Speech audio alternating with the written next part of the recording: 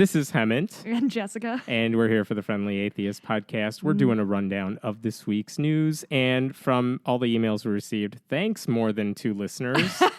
It's nice to have you with us. People are starting to count themselves off, which I'm really into. Also, I feel like we exaggerate a bit.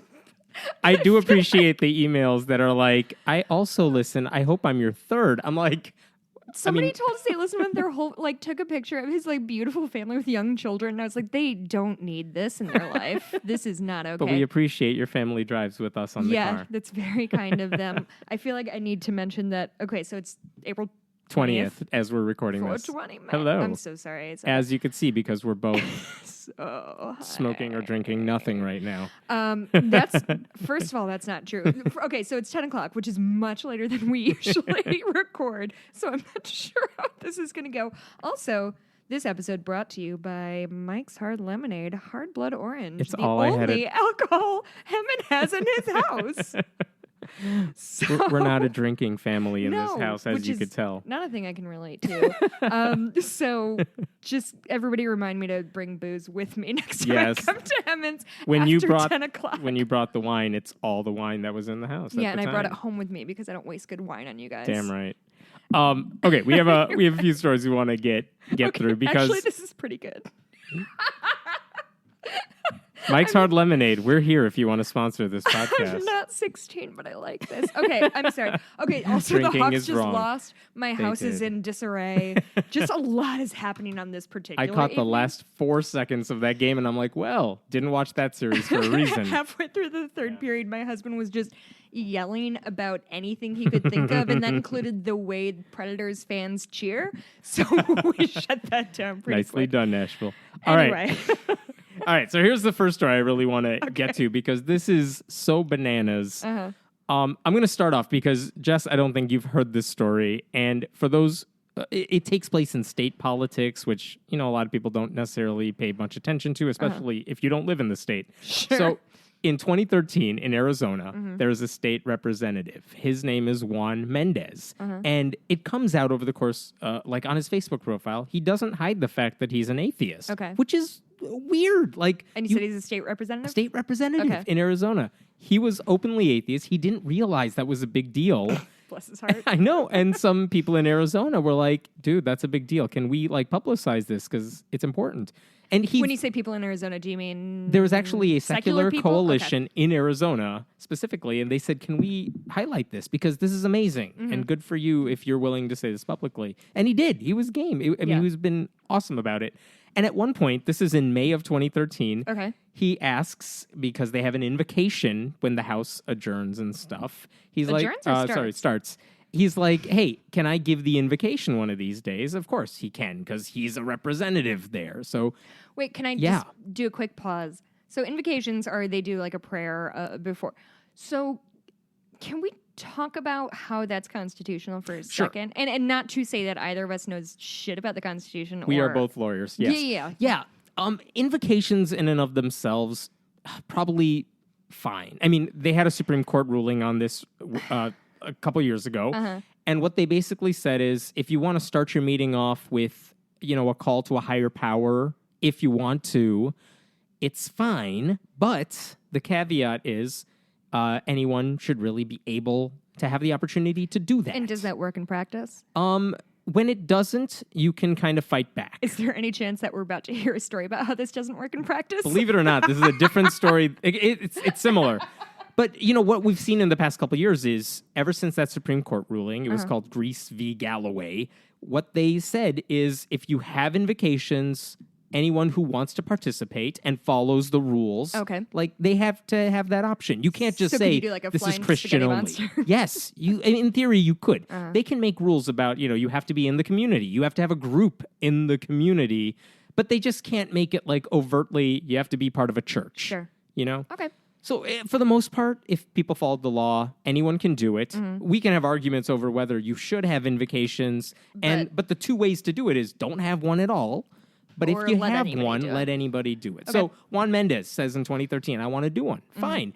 I'm going to read you a little bit of what he said. He said, most prayers in this room begin with the request to bow your heads. Oh, no. I would like to ask that you not bow your heads. I would like to ask that you take a moment to look around the room at all the men and women here in the moment, sharing together this extraordinary experience of being alive and dedicating ourselves to working toward improving the lives of people in our state. What a motherfucker. I know, horrible guy. How dare he? And he goes on, and he said, as my secular humanist tradition stresses, blah, blah, blah. Carl Sagan once wrote, blah, blah, blah. Yeah. And he said, let us root our policy-making process in these values that are relevant to all Arizonans, regardless of religious belief or non-belief. It's... As far as it goes, he was very adamant, this is who I am. And it's very white bread. But this is not for everybody. Testing borders. He is so not being offensive here. No. Yeah. He is, I'm speaking for all of you, as any religious prayer too, you would hope. I bet people loved it. Oh, I'm sorry. You know where this is going. Yeah.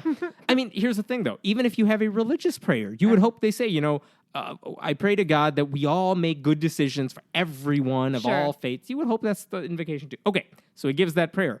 The next day, a Republican in the Arizona House. Republicans have a good record on being chill, so I think this is going to go well. Talk about people who need 420. This guy, Representative Steve Smith, he basically said, he's just a regular Republican in the House. Steve Smith. He Jesus, said, that's the whitest white guy name I've ever heard. He said, quote from a newspaper article, if Mendez did not want to offer a prayer, he should have skipped his turn in what has traditionally been a rotation among members. Wait, I'm sorry, really quick. This is what he said beforehand? Afterwards. He said, well, if you weren't going to give a real prayer, you should have just not done it at all. And then I'm quoting from the newspaper article. And to make up for that lack of prayer, Smith insisted the next day on offering a prayer, actually the second one, because someone actually gave an invocation. Then Steve Smith says, I want to give another prayer, quote, for repentance of yesterday.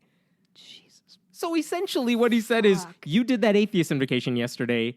That didn't count, so no one gave a traditional good religious invocation. So the next day they had their regular Christian one, and then this guy comes in and says, let me make up for your mistake yesterday. That's exactly the reaction, right? The day they can capture eye rolls on podcasts is going to be the day I become relevant. Yeah. That is, Jesus Christ. What?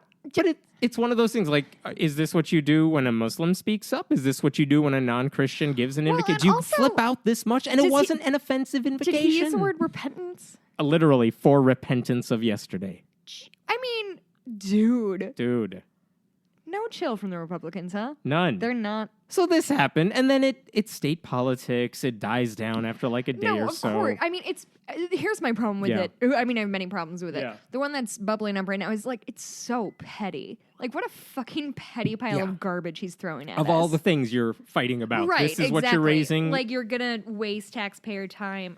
No, fuck that guy. No, absolutely not. I don't want to talk about him. That's Steve not Smith? even. That was the guy. There's more to this? Oh, that's not even the story. That's the prelude. Here's the story. Juan Mendez decided. So this was 2013. He actually gave another invocation, I think, a year later. Oh, yeah, this all happened. Oh, I'm sorry. Yeah. So Juan Mendez, this happened 4 years ago. Last year, November, when on election day, leading up to that, Juan Mendez is saying, I want to run for state senate. I want to go. Him. And you know what? All this stuff, the public atheism, none of it hurt him. He won his race. He's in the state senate. Good for that guy, right? Yeah. And by the way, he's awesome. Good guy. From what I've heard about him, he seems nice. That seat that he abandoned in the Arizona House, a woman named Athena Salman ran for that seat. Okay. Guess what? Athena Salman is a dope name. Yes, it is. She wins that seat. By the way, not only did Juan Mendez support her and, vouched for her, endorsed her in the campaign, she wins the race. She is also an open atheist and says as much when she's running. She doesn't hide it. Just when I thought I couldn't like someone named Athena Salman more. Salman. Oh, M-A-N. Yeah. So open atheist runs for the seat Juan Mendez was giving up. Her name is Athena. And she wins it. God, open atheist, Arizona House, again in the same district. I'm obsessed with this week, I believe on Tuesday. Wait, Hemet? Yes. Can this story have a happy ending? No. I just want We don't do happy endings here. I want Athena Salman to be a winner. Well, she's a winner. Okay. She said, Obviously. I want to give an invocation in the Arizona house. She gives it. And some of this is similar to what Juan Sure. Mendez says. Here's part of her speech. Take a moment to look around you at the people gathered here today. Familiar. We come from a variety of backgrounds and interests, but the passion that ignites us, the fire that burns within us, it is similar. Blah, blah, blah, blah. As we speak today, remember that commonality. Remember the humanity that resides within each and every person here and each and every person in the city and in all the people in the nation and world as a whole. That's beautiful. One more thing. In the words of the former president of Illinois Wesleyan University, Minor Myers Jr., go forth and do well, but even more, go forth and do good. That's essentially the invocation she gave That's this week. really nice. And So- isn't Wesleyan a Christian? It is. It's a religious Okay. school. So guess where this story's going? Really good, and she's president now. Did I do good? Try again. Is it 2040 and all my dreams came true? No, this world doesn't exist in 2040. So, 2040. I was so ambitious. a different Republican, a guy named... Wait, no. Can I guess his name? You won't guess his name, but go for it. Sir Roger Rogers. I'm sorry. That is surprisingly close. It's not even close. It's Mark Fincham. Some guy, basically... I have a friend named Mark Fishman. I'm sorry. That Close. was not... That was- It's too late for us to record. Okay, go You've ahead. had one sip of Mike's Hard Lemonade. Shut You're up. not even... So this Republican guy Yeah. doesn't even wait till the next day. Like right after the invocation, they have a section for public comments. He goes Does like anyone elbow want to say? checker off the podium. He sought, I'm quoting from a newspaper article again, he sought and was given permission to offer his own invocation. From whom? From the grants- speaker, who is a Republican. You don't say. Yeah. And he invoked Jesus in his invocation, as he has the right to do if he's speaking it, but there was no need for a second invocation, because she gave one. Well, and was he planning on doing it, or did he just No. like get real mad and like storm up there like a toddler? More or less. Like, I have a public comment. I would like to give a real invocation. I'm paraphrasing, but that was the idea. The House Majority Leader, also Republican, then tells everyone in the House, if you're going to give an invocation, the rules of the House Oh no. say you must invoke a higher power. No. Yes. And if a lawmaker, he said, has no personal investment in a higher power, then, quote, ask the members to focus on theirs. What? He's telling her basically, he would never say this to a Christian. Let me tell you how to pray. Sure, But but when you're the blowing atheist this Athena. gives the invocation, he's like, let me tell you how to give it. You need to reference everyone else's religious beliefs while you talk about your silly atheism, more or less. Jesus. What the? Yeah. The thing is, here's the I thing want to that call pisses this me off. Christ-splaining. It's how long have you had that locked and loaded? 2 minutes.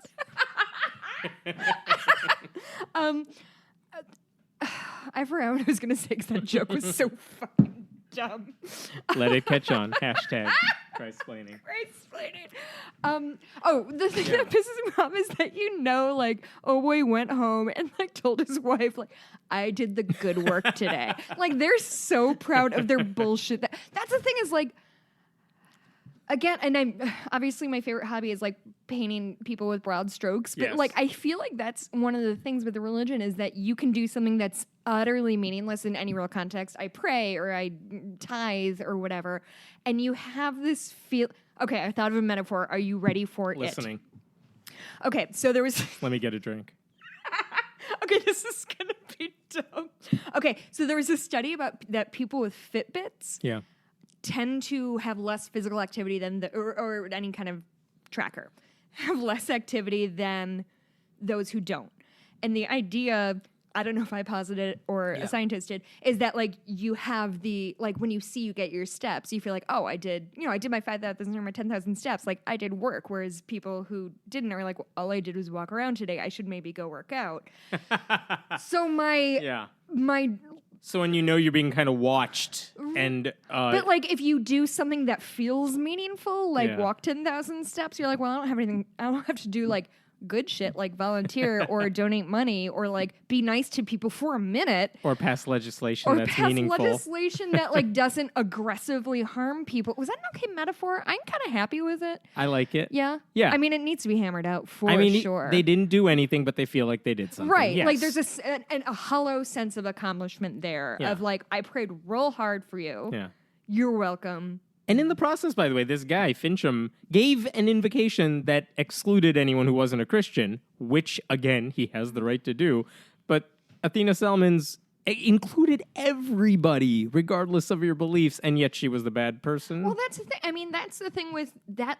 The whole Christian right garbage is that it's not just that like we're pro Christianity or pro its tenets. It's if things aren't done to my specifications and exactly how I want it and think they should be. So if you look different than I think you should, if you act differently than I think you should, if you believe in a different way, then that's not acceptable. It's not just a matter of, like, for me, I think people can do their own shit as long as we sort of chill at the same ideal in terms of let's be nice to each other, right? Yeah. And, like, not actively harm each other.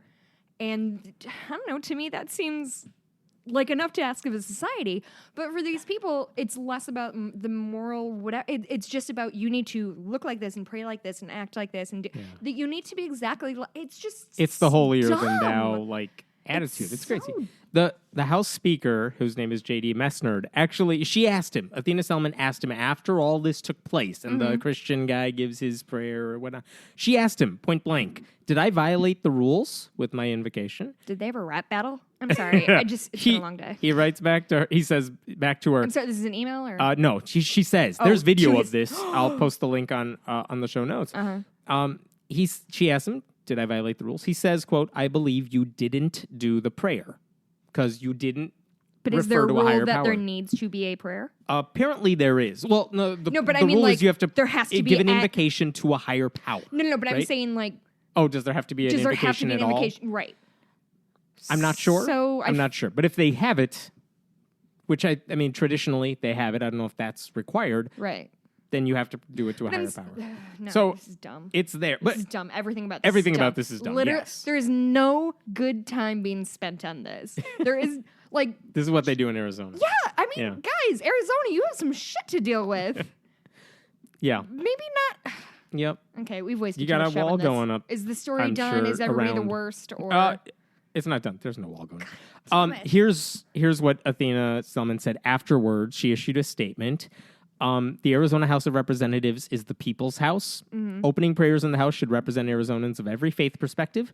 This includes the hundreds of thousands of Arizonans who, like myself, do not believe in a supernatural God, but do believe in the power of humanity to do good in the world. In fact, I'm going to stop her statement for a second. She actually said later on, like the guy said, you need to invoke a higher power. She basically said good and doing good and, being... That's my higher power? That's my higher power. Bless her. Yeah, awesome answer.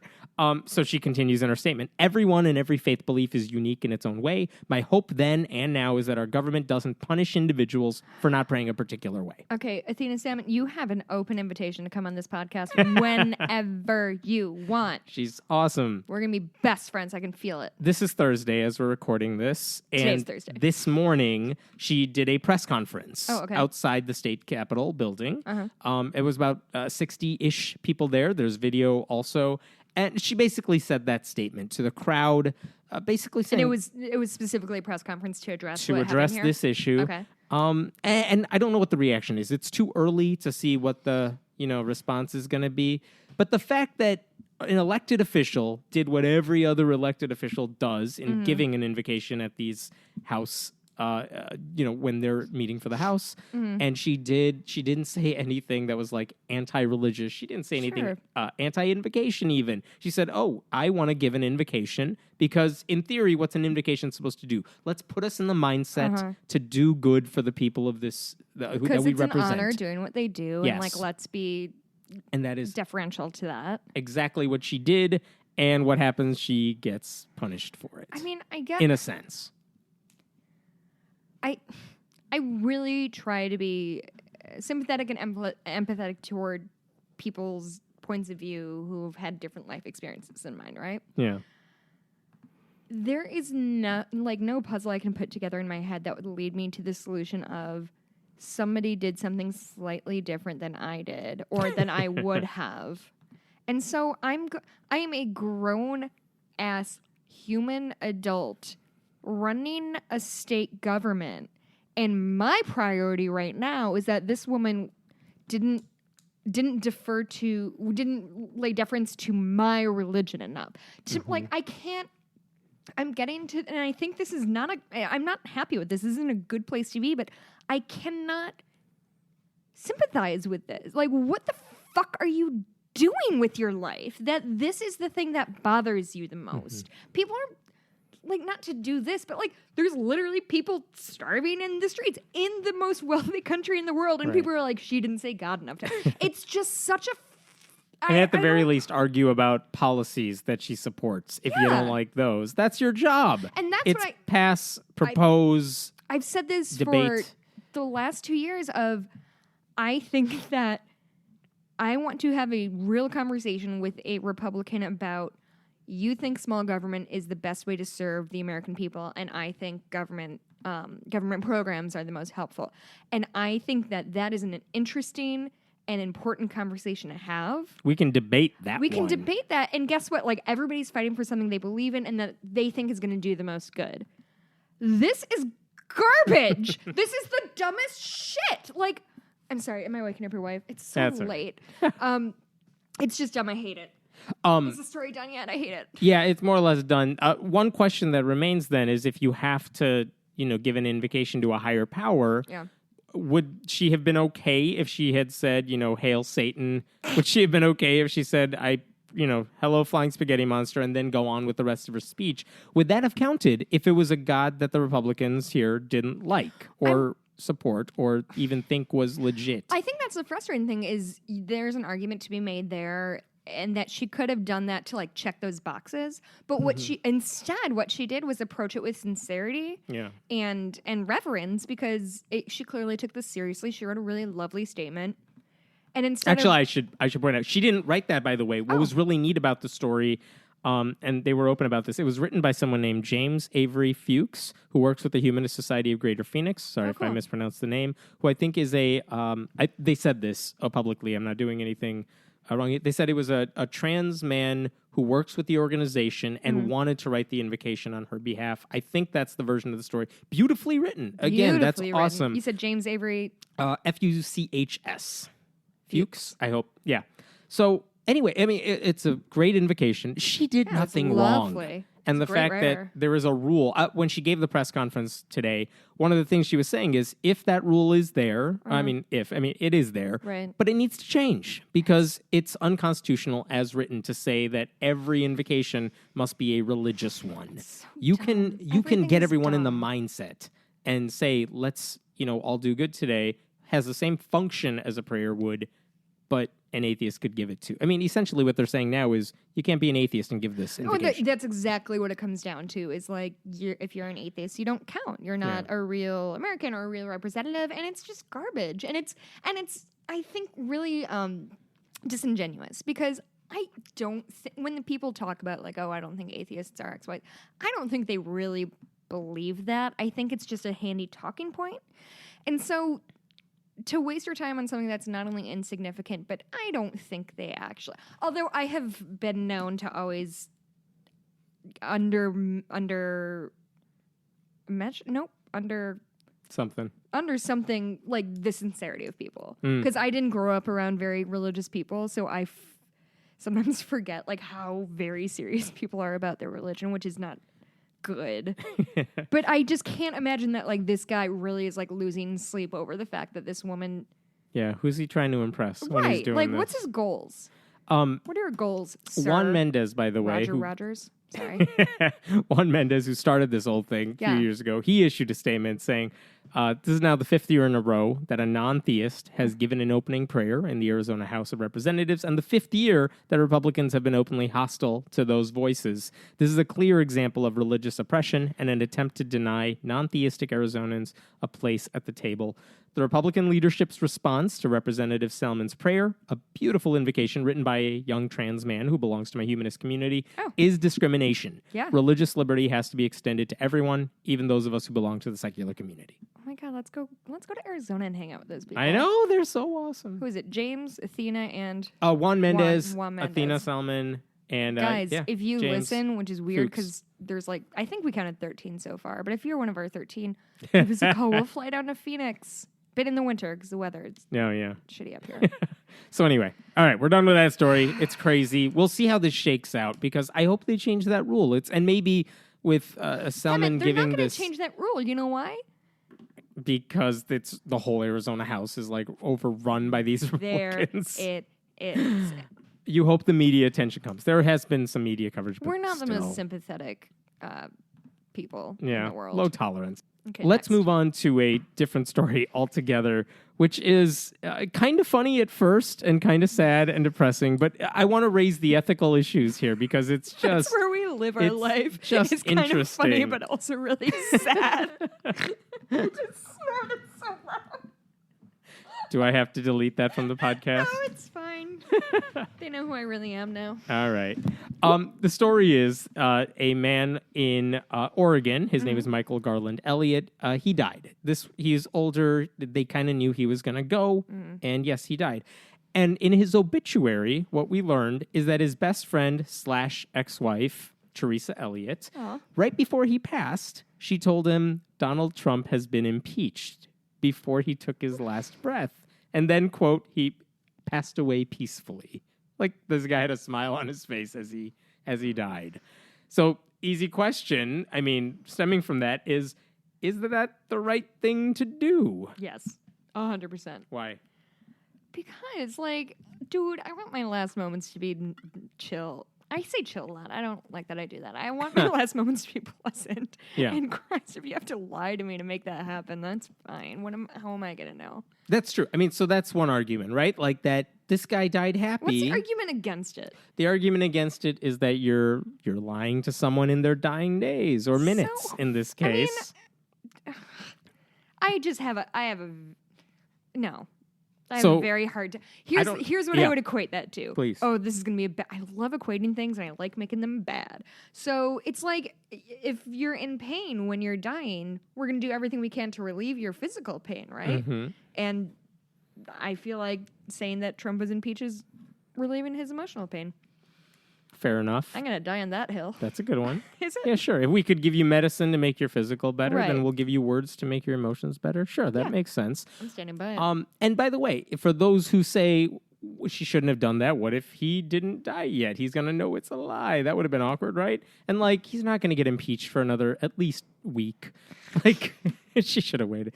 But isn't this what religious people do all the time? Every minute of every day. When people are dying, they're like, be in heaven. you're going to go to heaven. Your dog is going to be there. You'll see everyone you ever loved. That is also a lie we tell people to make them feel better when they are dying. What's the difference? Okay, I don't want to play devil's advocate, but I would say the difference is that generally the people who say, oh, you're going to be in heaven, you're going to see grandpa, they sincerely believe it. Yes. They're not actively lying. Yeah.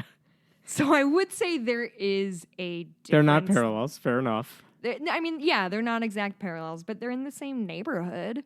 They are. And you know what? I raised that when I put this post up on the site. That's what I said too. I mean, these are lies. They're comforting lies. Mm-hmm. And yes, the fact that people genuinely believe the heaven stuff makes it they're not actively lying to people. I genuinely believe Trump is going to be impeached. Right. But when it comes down to it, people make up stories to comfort dying. Mm-hmm. And yes, they didn't wait till the person was on their deathbed to say you're going to go to heaven. They've been doing this their entire life. Right. But more or less, we always lie to people when they die about death to make them happier. The Trump thing did not strike me as so odd that it's something worth freaking out about. No, and it does kind of harken back to in November when there's women who talked about, they had all those exposés? Nope. Articles about like women who were born before women had the right to vote and voted for Hillary and things like that. And it just kind of harkens the same thing of, I don't know, it just depresses me so much. If you were on your deathbed, do you want to be lied to? Yeah. Like, lie to me aggressively. Tell me that our podcast has 1 million listeners. That's what I want you to tell me on my... Jessica, we have a sponsor. Bye-bye. Jess, you're going to come out net positive in this podcast. Here's your $1. Bye. Carl Sagan once said... Better the hard truth, I say, than the comforting fantasy. Oh, yeah. Which he talks about, like, not on your deathbed per se, but in life. You don't want to be told God has a special plan for you. But don't you think those are, like, really different circumstances? Are they? I mean, would that apply not just to your life and figuring out, like, the universe isn't here for us? I mean, I think but on your deathbed. I think there's a really important distinction because the presumption is, like, if you're lying to, say, a kid or, an adult or somebody who has some road in front of them, they're going to sort of sit on their laurels. Laurels? Yeah. Yeah. Sit on their laurels a little bit. Like, if somebody's dying, just let them, like, have their happiness for a second. And, like, no,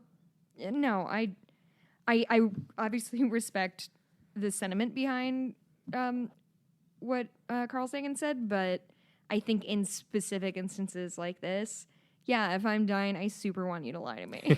One of the commenters on my website wrote that I can't say it was wrong for her to do it to him. What I would certainly, he said I would certainly consider it unethical if one of my loved ones did it to me because I don't want to be lied to. And you would hope she knew that about him, that this is something he may want to have happen.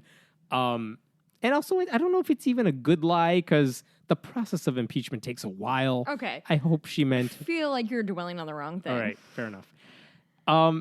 It's an interesting question, though. I completely understand where your commenter is coming from. I just don't... You wouldn't care? I wouldn't care. All right. While we're on the topic of ethical things, Steve King, he's a U.S. representative from Iowa. Stephen King, the author. Different dude. This guy you won't like. Are you sure? Yeah. This guy's like just flat out racist. He's the guy who wrote a tweet. Oh no. Why did they let them have Twitter? I don't know. He's the one that said we can't restore our civilization with someone else's babies. Oh, that guy. That guy. Oh my God, so racist. Yeah. And like not even covering it up well. No, proud racist. Oof. And that's just the least of the horrible things he's done. I mean, there's a long list of things you will not like about this guy. Hardcore Republican, far right, in Iowa, fine, whatever. He's been there for a while. So 2018, he has a challenger for his seat. Is it me? Because I'm moving to Iowa. I thought you were moving to Arizona. Oh, shit. I know. You got to figure this one out. His challenger, a Democrat, she actually ran against him in 2016. And I forgot how much she lost by, but... Was it significant? It was a loss. And look, if Steve King gets elected anywhere with all the things he's said and done, it's not by like a vote. It has to be a landslide because that shit would never slide. It would never fly if it was just like a vote or two. Right. But she hopes that, I lost to him by whatever, like 40 to 60. I'm making that up, but something like that.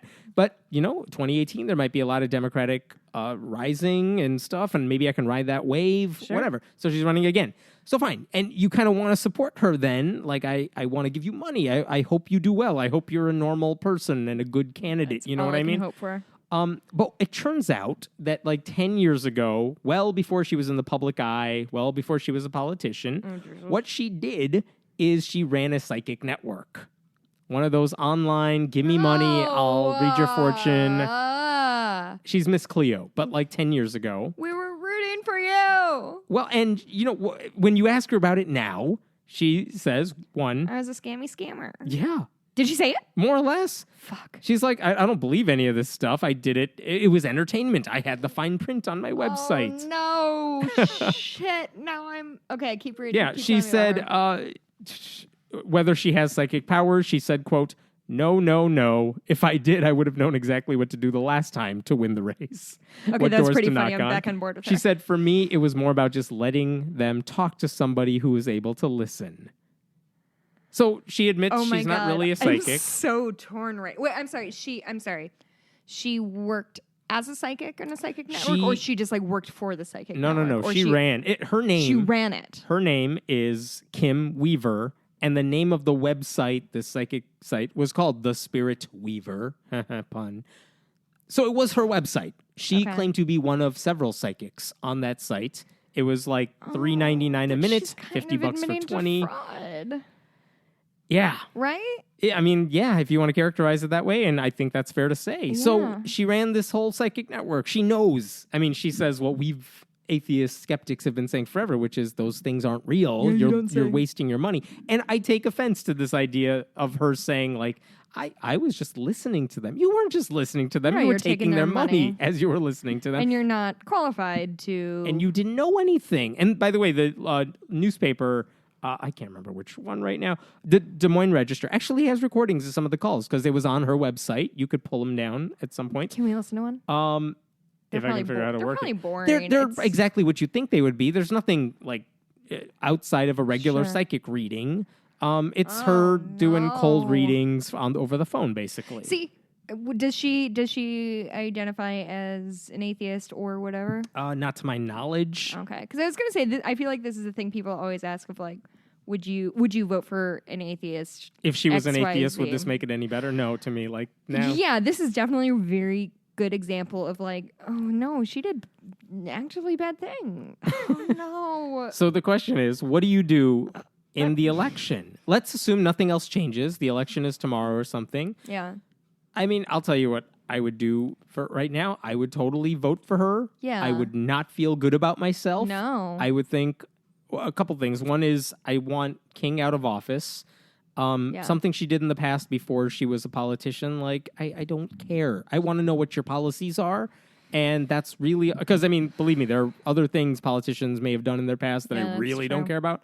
But this one just hits me a little harder because it's kind of in that realm of the skepticism thing. Yeah. You're right. This is skepticism You're thing. scamming the type of people that if you were a politician, I would say you got to regulate to stop this shit from happening. Yeah, no, 100%. Oh, I hate that. Yeah.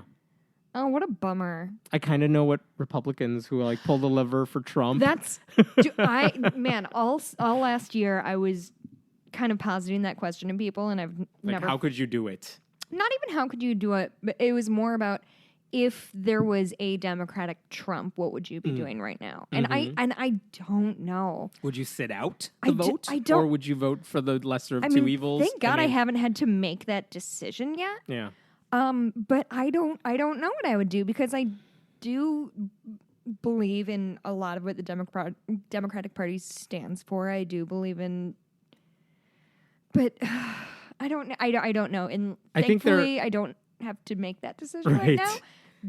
Hopefully, I think there are probably some listeners in Iowa. Well, I don't know if there are listeners in Iowa. I'm sure there are some Iowans who feel the way we do if they find out about this story, who may say, I don't feel comfortable voting for her because of that past, so I'm going to sit this one out.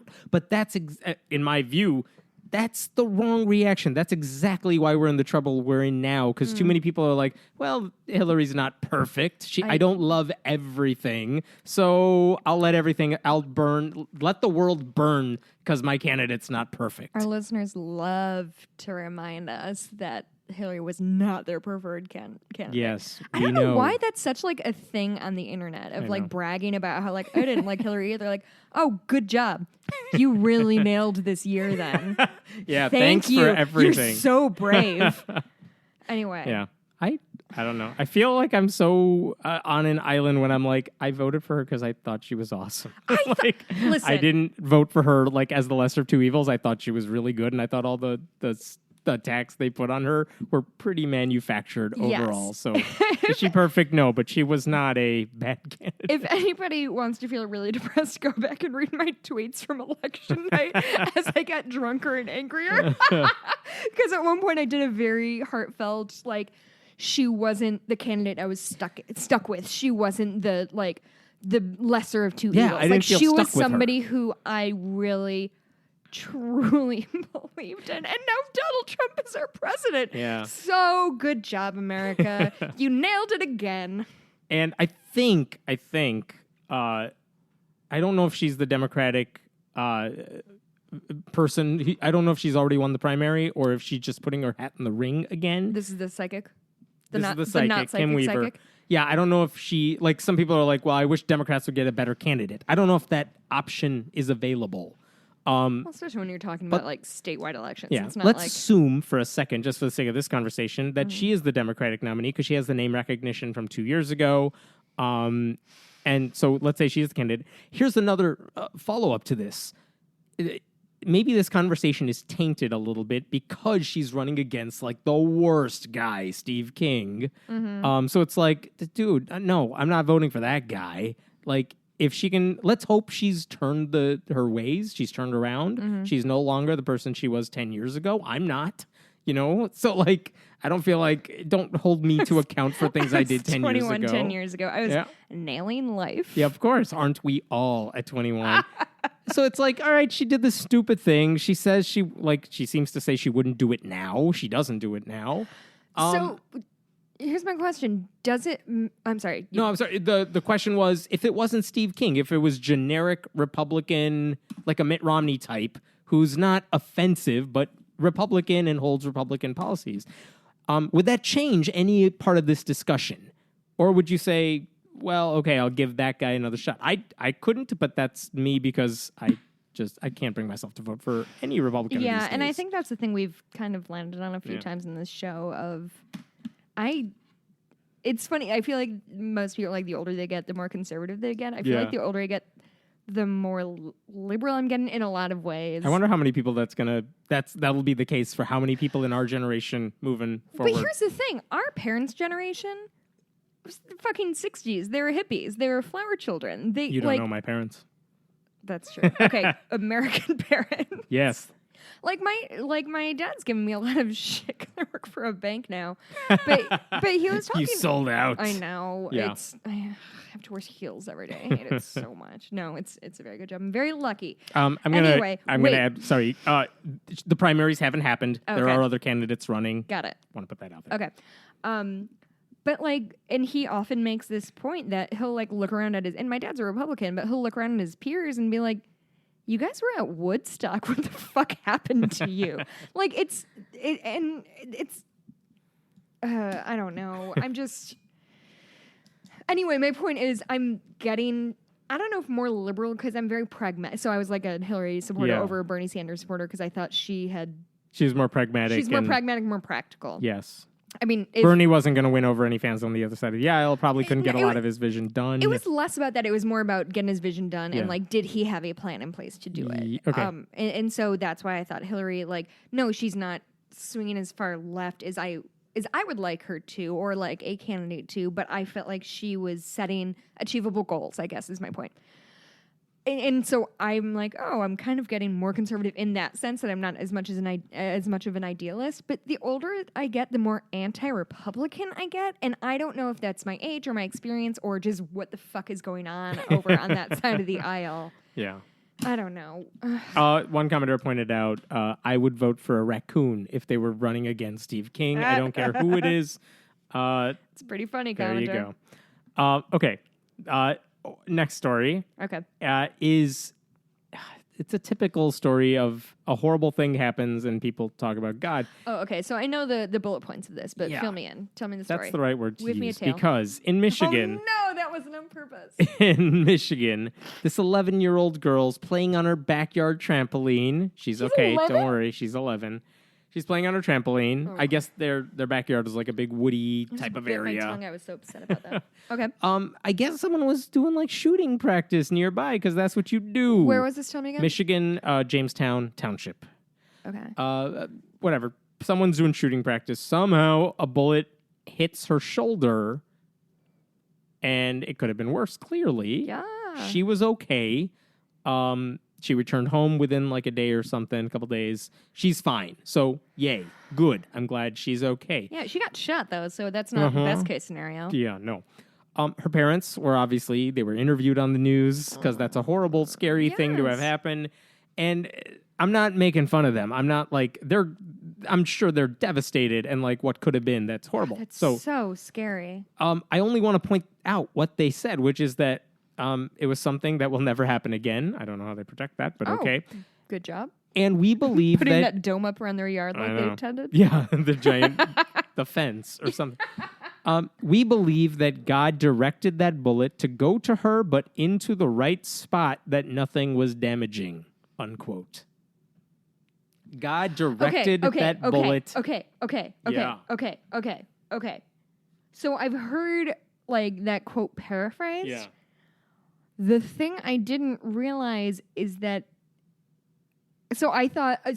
my understanding coming to this was like God directed that bullet so it wouldn't hit anything vital. Right. But her quote was he directed that into her to go to her, but into the right spot so that nothing was damaged. Yep. I'm sure she was just misquoting. The wording, I know what you're saying, is weird. I'm sure she didn't say, like, God wanted her to be hit by the bullet. Sure, and yeah, like, when you write down anybody's quote, it sounds weird. But, I mean...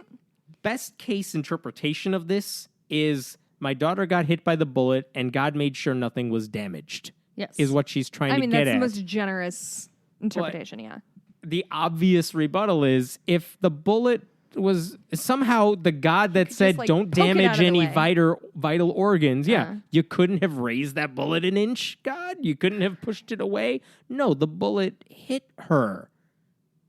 And they're like, but it didn't. It could have been worse. Thanks, God. Like, no. Don't thank God for the fact that she could have been really seriously injured. What about God has the power to move the bullet in a particular spot, then have it not hit her? I mean... I guess my question is, do these parents not think that way? I know we do. No, they don't. But... Of course they don't. How does that not go into their head? That is not like a weird logical stretch to say God guided the bullet, but he made sure not to injure her. No. Just God guided the bullet away. He could have done that. He didn't. It's the same thing that you hear of, oh, this house burned down and the baby survived. Oh, it's a miracle. Yeah. Okay, well, like 14 other people died, but like, cool, that's a miracle. It's, oh my God. Okay, in a way, in a way, it's almost admirable. And I'm saying that through clenched teeth. In what way? In a way of, this horrible thing happened to me, and let me find the only silver lining I can. Yes, and it's a coping mechanism. Yeah. You're looking for anything happy in a otherwise horrible, horrible story. I get that. Yeah. But it's the total illogical nature of that statement, whether it's the fire that burns everything except for one person, or the plane crash where one person survives. It's like, I know, yay, I get the let's thank God for the one person who's alive. Right. But if you're saying that, even if you genuinely believe that, how do you not get that the same God wanted to kill off all these other people? I bet it has something to do with like a Satan God dynamic. Because? Okay, I know that the way I said that sounded weird, but this is a sincere point of like, I think... there's a way of thinking of like Satan is here to do evil and God is here to do good, and they're constantly in battle, and so like of course bad things are going to happen because Satan, or because we're sinners, or because whatever, but like God is mitigating as best he or she can. Does that make sense? Just, I mean, not in the grand scheme of life, but like the words I'm saying to you, do they sound like human words? Yes. Okay. It's just a weird. I mean, again, one comment I got when I posted about this is like, don't make fun of the family or the girl. I'm not. No. I'm glad she's okay. No. I get the grief of the parents. I always understand that. Right. And again, these are people who are not in front of the camera or something on a normal basis. They're talking honestly and sincerely. I'm asking because this is a type of argument, like you're saying, that we hear all the time when something bad happens. People will still thank God for because it was only 99% awful. Sure. And they'll thank God for the 1%. And it's extrapolate for just a second here. No, but I mean, I think your all-powerful God also caused all those things if you believe this happened. I feel like we talked about something very similar last week. I'm sure we did. It's the same thing when God caused your sports team to win.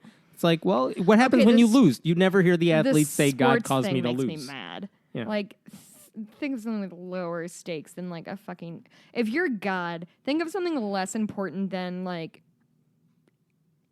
like a happy trampolining preteen no, to injure, no, but I mean, but if not you've got, totally. Like, think about like the quarterfinals of the NHL, and he's like, "All right, it's game 3. This is the time I'm gonna step in."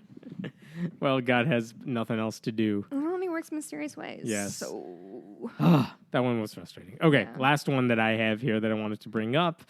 There's a right-wing pastor, E.W. Jackson. you don't say. I'm sorry. Yeah, I Hammett. know, a right-wing pastor. It's A weird. pastor, I a man know. of God, Yes. a Republican. I didn't even say that, but you're right. I don't know how you figure that one out. Can't believe it. This guy says a lot of crazy shit, so it's not the fact that he said something crazy. But this, again, it's an argument I've heard Christians make before, and I want to talk about it. The pastor is E.W. Jackson. He has a radio show, and basically he was talking about some Muslim guy who moved to Minnesota, and he's literally trying to, like, persuade politicians to pass, like, Sharia law. And they're all ignoring him. They're like, you're crazy, just go away. So he's not getting anywhere with this. But what he said is, I'm going to read this here. Like, religion's dangerous for a lot of reasons. Like, because religious extremists do horrible things in the name of God. Yeah. Yeah. Familiar. And what he said is, it doesn't really apply to me as a Christian pastor, because what he said is that, sorry, I'm going to read exactly what he said. Religion is one of the most... I don't even... Don't ask me to do an accent. It's going to be bad. Religion is one of the most dangerous things in the world. Religion is. Now, some people say... Wait, yeah. pause. Yeah. This guy and I have a lot in common. I know, so far. I like him. There's more sentences. I'm going to where is he, Minnesota? Yeah. No, I don't know where he's based out of. I forgot. I think he ran for office. I can't remember. Doesn't matter. Going to visit him There after you go. Athena, after Iowa, question mark? After Iowa, question mark, yes. Religion is one of the most dangerous things in the world. Religion is. Now, some people say, exactly, that's why Christianity is so dangerous. Yes, this guy gets it. He gets it. Good for you, sir. I will finish now. All right. People say, exactly, that's why Christianity is so dangerous. Christianity is not a religion, folks. I did that right as you were drinking for a reason. Jessica did a spit take. I did a spit take. Christianity is not a religion, folks. Christianity is not a religion. Christianity is a relationship of God's people with Him as Father, Jesus as Lord. It is a living relationship, blah, blah, blah. It's not religion, it's reality. I have Mike's Hard Lemonade all over my face. I'm going to ignore the last part that says it's not religion, it's reality, but here's why it's weird. Forget him and the thing. I'm sorry, do you have to zero in on one point about why it's weird? Or can we just kind of go ahead and... It's because so many Christians are like, they don't want to, it happens. They don't want to admit they're Christians because they know the stereotypes, they know the reaction, they know the look you're giving me right now. No, I'm giving you... Because I feel the opposite. I feel like people who are Christians are like, cannot wait to tell you. Some of them. Okay. And some younger ones especially, like, they don't want to say I'm an evangelical Christian because it comes with they have baggage. Like cool subversive tattoos that subtly point to the Bible. Yeah. Like, but they won't call themselves, like, you know how the They're the cool nuns, youth pastor who plays guitar. Yes. Sorry. All youth pastors play guitar. It's required of the job. Yeah, and they have yeah. But they say, like, oh, I'm not Christian. Oh, you know what? Like, the nuns are on the rise, the NONES. The nuns are on the rise, like 30%. But, like, only a small fraction of them are atheists. It's because there's all those people who are spiritual, believe in a higher power, are not religious. They don't belong to an organized religion. This is them. They'll say, like, oh, I believe in Jesus. I believe he was resurrected. I believe in his divinity. I believe in God. But I'm not a Christian. I'm a, quote, follower of Jesus. Or I just have a... You know what's code for that? What? I'm not religious, I'm spiritual. Yes, exactly. There was actually a Christian guy who famously made a video, Jefferson Bethke. He made a viral video on YouTube years ago that was called "Why I Hate Religion But Love Jesus." It's like, dude, stop it. Yeah, like, it's the same thing. He then wrote a book about the same thing. I have an important question. Yeah. What's his name? Jefferson Bethke. This is years ago. That's an incredible name. This night is full of great names. Do we know anything? So here's the thing: when people talk about, like, I'm not religious, but I do believe in what, like, Jesus taught. Yeah. Unless they're like hippie ass liberals, I think it's garbage. Mm-hmm. And I'm curious about what, like, because I get when you get swept up in the conservative shit, but people, because there's a lot of people who say, like, no, I really believe that Jesus, and I don't want to, but, like, Jesus was pretty fucking clear about a lot of things vis-a-vis poor people. Yeah. And so, to me, somebody who makes big claims like that or calls Christ their whatever. Yeah. I just don't understand how that same person can be accusatory of, like, handicapped people milking welfare or whatever. You know what I mean? Well, like, yeah, now you're just getting to the whole point of religious hypocrisy, which is totally everywhere. That's the thing. Is like, why I know did it's evangelical Christians, 80% of them, vote for Donald Trump, Right. who is totally goes against everything they claim to be? Yeah, no, the hypocrisy is all around. I know it's not an original thought, and that's why I hesitate in bringing it up. But, like, it's just a thing that I can't reconcile in my mind. Yeah, I don't know that they can either. But they must. They go to church every Sunday. And that's why they can't. Like, the hypocrisy doesn't faze them. It just, they find a way to compartmentalize. But is it, okay, as somebody who's not super studied the Bible, sorry, have you? No. Sure I have. Yeah, we're good atheists. I've read the Bible and the Book of Mormon and But yes, Quran. What about it? Anyway, this is going to be the most naive question. Is it that easy to, like, jump around in what Jesus said to spin it to say, like, give more money to wealthy people and they'll figure it out? No, you're right. He's pretty clear cut on all that stuff. So I just don't, with absolute sincerity, and this isn't me, like, bullshitting or being sarcastic, I very much am confused and troubled why people who say they so love Christ and so believe in his message support politicians and do things that don't or follow are his politicians message. that actively, like, harm the least off of us. Mm-hmm. And I'll never understand it. I understand to an extent why, like, rich people are Republicans because they want to keep the money that they have. Right. Fine. I get. I mean, as long as you. But if you like supporting the poor, why are you working with people who hurt the poor? Right. Yeah.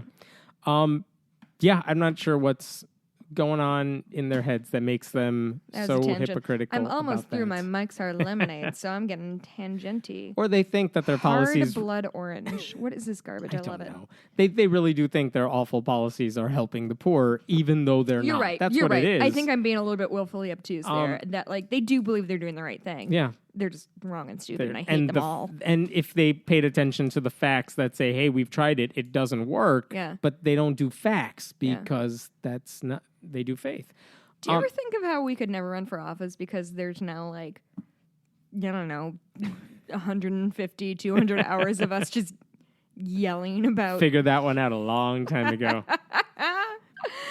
Heaven 2020. Never going to happen. Run for office. Why? No. You'd be good. Mm. You do speech team. You're good at talking. Oh, I would be better than everyone. All these people are talking. Why don't you? Why don't you, Hemmant? No. I'm going to cut this from the show. No, we're in Naperville. You could run. You should run. No. Fine. No desire to do it. I am happy to support the ones who are good in doing it. I'd be your campaign manager. I'd be great at it, probably. We would so be out of the campaign within like a week. Every single episode comes to light.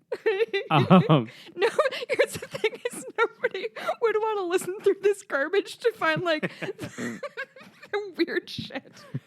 You know, someone would have to, like, if that became a thing, they would have to listen to all the episodes. And finally, we would get a listener to listen to all the episodes.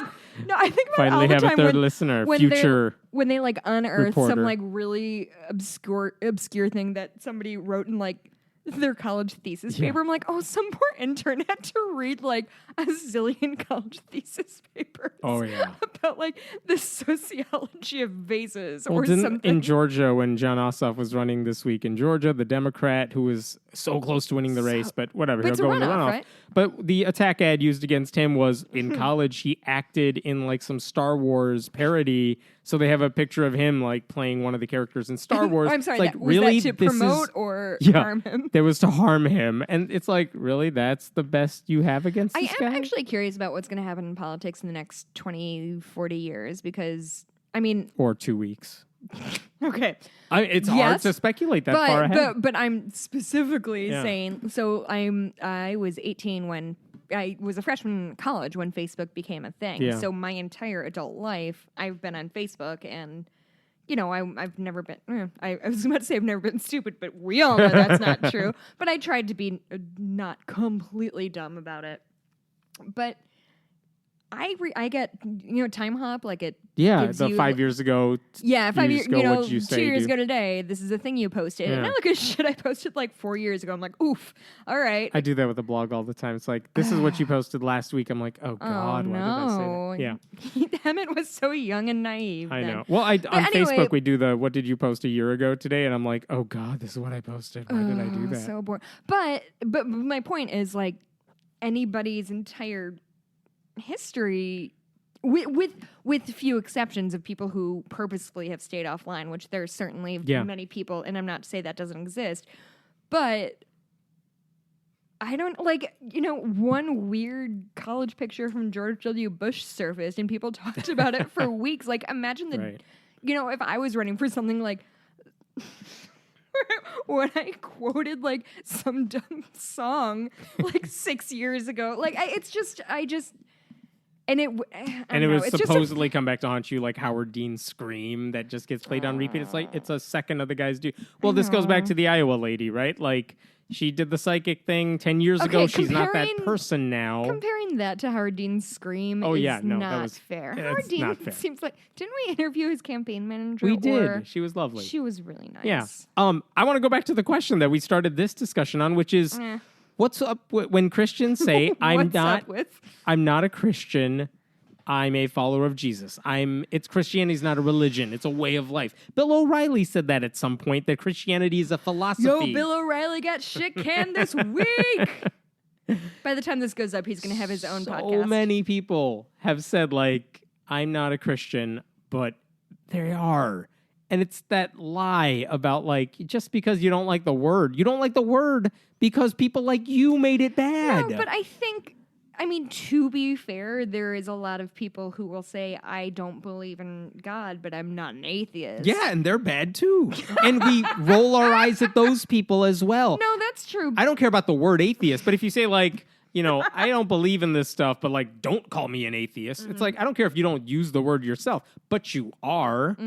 Like, don't try to avoid that. That's the definition of the word. And if you believe Jesus died for your sins and was resurrected, you're a Christian. But I also think there's a big difference between saying, like, oh, I'm not a Christian, but I'm a follower of Christ, and what this D-bag said and was like, Christianity isn't a religion. I think those are two completely different things to say. Why is this guy, E.W. Jackson, saying it's not a religion, it's a relationship? Because, I mean, I do think one could hypothetically say, like, I read the Bible and try to follow in what Jesus said, but I don't go to church on Sundays, or I don't do the things that Christians do, probably. This dickbag is trying to say that Christianity isn't a religion. That is a completely different deal. That's a completely different deal. And he's doing it as an excuse to separate his religion from other religions. Oh my God. I mean, it's othering to the extreme. It's, what we're doing, you know, you all religions are bad, but we're not bad because we're not what that looks like. No, it's garbage. That guy's an idiot. I think he's either the dumbest person I've ever heard of or being willfully obtuse, and I don't care. I don't want to hear from him. Totally fair point. Going back to the person who says, you know, I really do just try to live like Jesus said, but I don't go to church or something. The only problem I would have with that is then say, I'm a Christian, but I really dislike the way other Christians have, like, perverted the faith or do certain things. I don't do it the way they do. But you're not, like, not a Christian. You are. You are. If you believe the stuff, so this goes back to, what are the prerequisites to being a Christian? To me, it's, you believe Jesus died and came back to life for you, then you check the only box there is. Everything else details. No, I know. I have a hard time. That one I have a hard time getting on board with because I think there is. Because, first of all, there's how many sects that believe in Christ? A ton. I guess they all come And under the umbrella of but they're all Christian. And when they do surveys, they'll break it up into groups. But it's like Christianity's the overarching one, and then like there's a tab indentation. Then you see all the different sects listed and stuff. But it's ultimately you're under that umbrella, whether you like it or not. Maybe I'm just like a bleeding heart liberal, but like if somebody feels more comfortable like talking about themselves using a different word, then I don't care that much. Yeah, I know, I know what you're saying. You know, I'll yell about anything, anytime. Yeah. But I'm not gonna get. This is not a thing that gets my hackles up. It doesn't get my hackles up. No, it does. Because it's not just call me a different label. I think you're just trying to avoid the fact that other people who believe what you believe are jerks about it. It's like saying like, I don't even know if this is a good comparison or stuff. Like, I'm an atheist. I know the reputation for atheism is bad in a lot of people's eyes. I know a lot of people say, oh, but Richard Dawkins is arrogant or whatever, and that's a big stereotype people have about atheists down the line. I mean, we are arrogant. But it would be foolish, I think, on my part to say, oh, I am an atheist, but don't call me one because I'm not like them. No, I'm an atheist too, and then I can criticize whatever I want to criticize. But don't hide from what you are just because you don't like other people in your club. No, I don't disagree with you. I mean, and it's the same thing within the atheism community. Is there's people like if somebody asks me, would I use the atheist word. That's how I consider myself. I know a lot of people who would first say, oh, I'm a humanist or I'm a skeptic or whatever. Like that's how the category they But to me, it's not that they're denying that they're an atheist. It's that humanism describes them more accurately. Or like they could say I'm like a non-Christianity Christ follower. That's got a ring to it. Professional writer. Yeah, so this guy, you're right. Like E.W. Jackson, he's doing it to excuse Christianity from doing the things all religions do. Right. At least others have a better motive, I guess, for doing it. But I just don't like you're a Christian. No, you don't have to use the label. I get it. But don't try to pretend you're not. I get it. It's just not a thing that... Yeah. I get mad at so many things so much that if one thing comes along that I'm not furious about, I'm just going to ride that.